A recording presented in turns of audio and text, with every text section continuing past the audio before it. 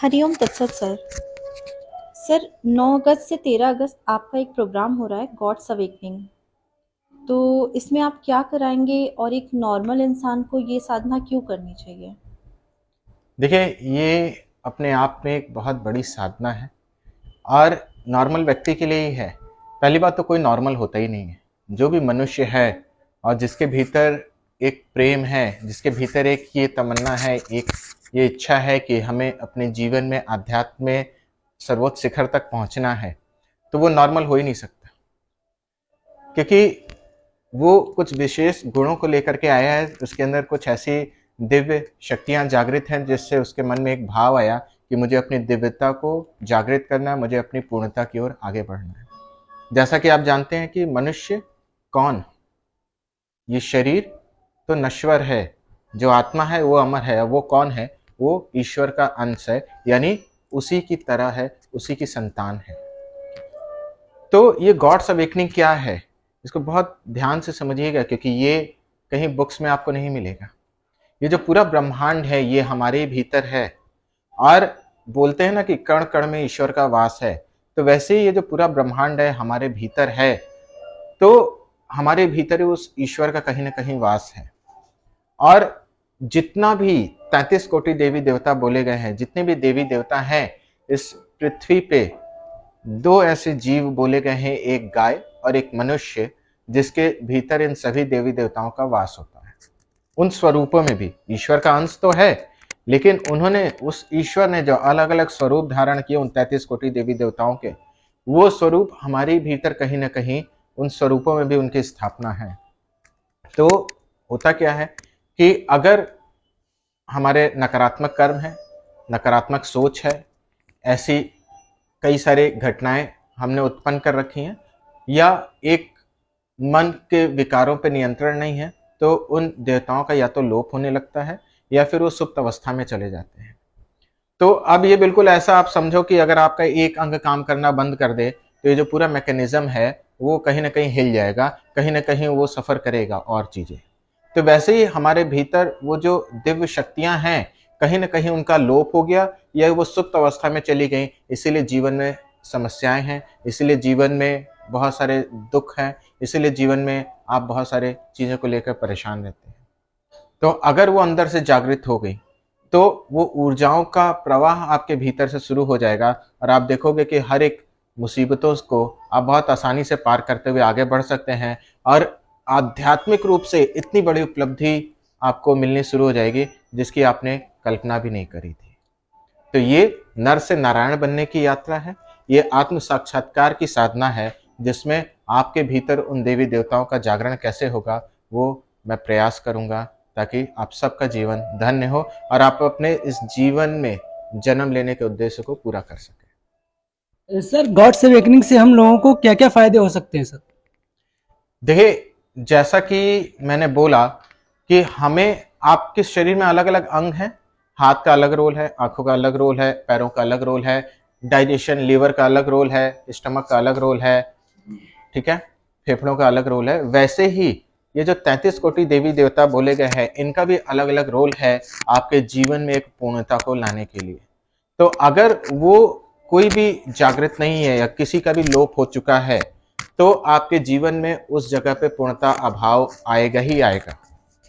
तो अगर आप इसको जागृत कर लेते हो अपने भीतर, तो न केवल आध्यात्मिक रूप से आपकी उन्नति होगी, बल्कि सांसारिक रूप से भी आपके जीवन में उस तरह की ऊर्जा का प्रवाह शुरू हो जाएगा और आप देखोगे आप जो चाहते हो वो अचीव करना शुरू कर दोगे। हाँ, लेकिन आपको मेहनत करनी होगी उस लेवल पे जो मैं गाइड करूंगा, उसके लिए आपको प्रयास करना पड़ेगा उसको करने का। सर गॉड्स अवेकनिंग क्या सब लोग कर सकते हैं, सभी लोग कर सकते हैं? हाँ जी, सभी लोग कर सकते हैं। अगर खाना हर कोई खा सकता है, सांस हर कोई ले सकता है, तो ये भी हर कोई कर सकते हैं। ये बहुत सिंपल तरीके से ध्यान के माध्यम से कैसे हमें उन शक्तियों को जागृत करना है, इसमें मैंने ये कराया। ये कहीं बुक्स में नहीं है, ये कहीं आपको मिलेगा नहीं। ये वो ज्ञान है जो ध्यान की अवस्था में मुझे हायर असेंडेड मास्टर से मिला है और हजारों साल के बाद ये ज्ञान हमने कुछ समय पहले रिवील किया था और पुनः इस बार कुछ लोगों के शायद भाग्य में था जो मेरे अंदर ये फिर डिवाइन मैसेज आया कि मुझे ये कराना है लोगों के लिए, तो ये मैं दोबारा करा रहा हूँ।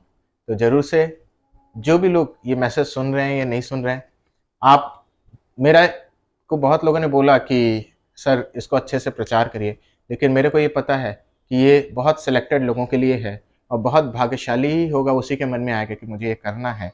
तो मैं निश्चिंत हूँ, क्योंकि जिसके भाग्य में होगा वो अपने आप ही पहुँचेगा हमारे पास। सर जैसा कि इसका नाम गॉड्स अवेकनिंग है, तो इसका मतलब ईश्वर की जागृति हम समझ लें। तो अगर हमारे शरीर में ये 33 कोटि देवी देवता, जैसा कि आपने बताया, अगर ये जागृत हो जाते हैं तो मनुष्य भगवान नहीं बन जाएगा? बहुत सही सवाल है। पहली बात तो मनुष्य मनुष्य भगवान अलग हैं, ये आप कैसे कह सकते हो?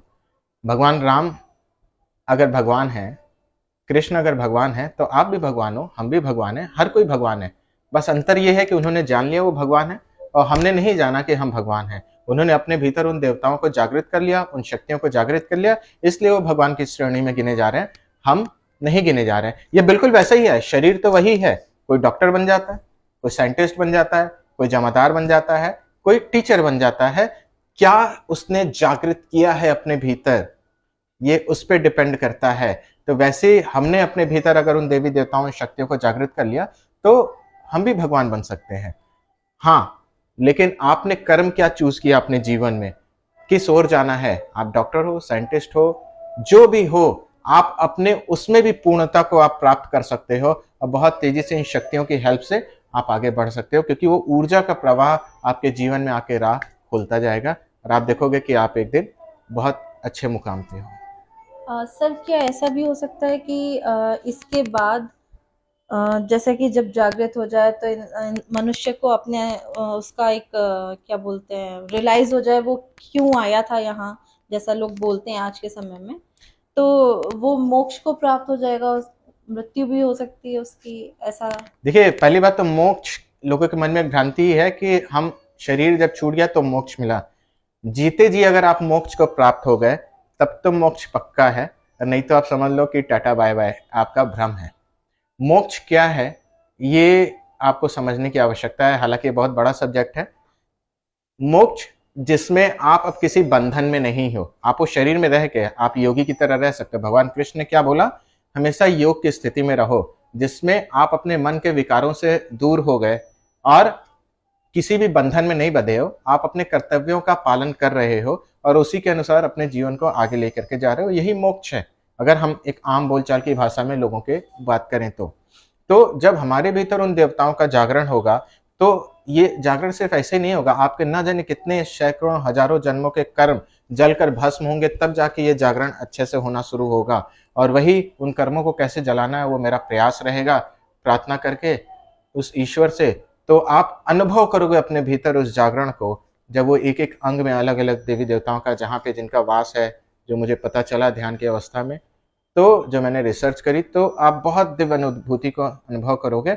और ऐसा नहीं है कि आप मर जाओगे, ये जागरण की साधना है, मृत्यु की साधना नहीं है।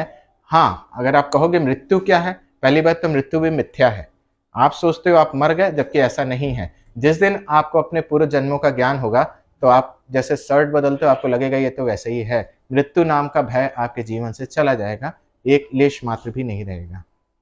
तो ये अनुभव की चीज है, जब आप अनुभव करोगे तो ही आप होगा। आपके एक लाइन में अगर हम सवाल का जवाब दें कि नहीं मृत्यु नहीं होगी, आप अपने आप को समझ जाओगे कि आप क्या करने आए थे, ये हो सकता है। आप कौन हो ये आप अच्छे से जानना शुरू हो जाओगे और अपने अंदर एक आनंद को अनुभव करोगे, एक खुशी को अनुभव करोगे। बाहर कितनी भी परेशानी हो, लेकिन आप अपने अंदर से एक जागृति को फील करोगे। सर क्या जैसे हमारे अंदर, हमारे भीतर ये 33 कोटि देवी देवता जब जागृत हो जाएंगे तो हम जो चाहते हैं, जैसे कि जैसे देवी देवता होते तो उनको जो चाहिए होता था उन्हें मिल जाता था, तो क्या ऐसा हमारे साथ भी होगा कि हमें जो चाहिए होगा वो मिल जाएगा? हाँ, अगर ये देवी देवता पूर्णतः जागृत कर लिए और जो साधनाएं मैं बता रहा हूँ आप करते जाओगे, तो एक टाइम के बाद आप देखोगे कि आप जो भी संकल्प करोगे, और वो इन 5 दिनों में भी हो सकता है, आपका अगर समर्पण का लेवल है और वो कार्मिक फैक्टर्स इतने क्लीन आपने कर लिए, तो आप जैसे संकल्प करोगे हर एक चीज आपको आप मिल सकती है तुरंत के तुरंत, क्योंकि कोई भी समय का फिनोमिना इस प्रकृति में नहीं है, ये हमारा बिलीफ सिस्टम है समय का। ठीक है, तो तुरंत आप कुछ भी मटेरियलाइज कर सकते हो उन शक्तियों का उपयोग करके, ये फैक्ट है। Okay, thank you sir. Sir ये हम कैसे जानेंगे कि हम ये किस उम्र में हमें मतलब भगवान की जागृति करनी चाहिए, किस उम्र में हमको ये कैसे पता चलेगा, ये सर आप बताइए सर। देखिए, भगवान की जागृति का सबसे अच्छा समय बचपन का होता है। कोई भी बीज जो आप बोते हो, बीज कैसा बोना चाहिए? हेल्दी बोना चाहिए, तभी उससे अच्छा अंकुरण निकलेगा, तभी उससे अच्छा वृक्ष बन पाएगा और तभी उससे अच्छे फल प्राप्त हो पाएंगे।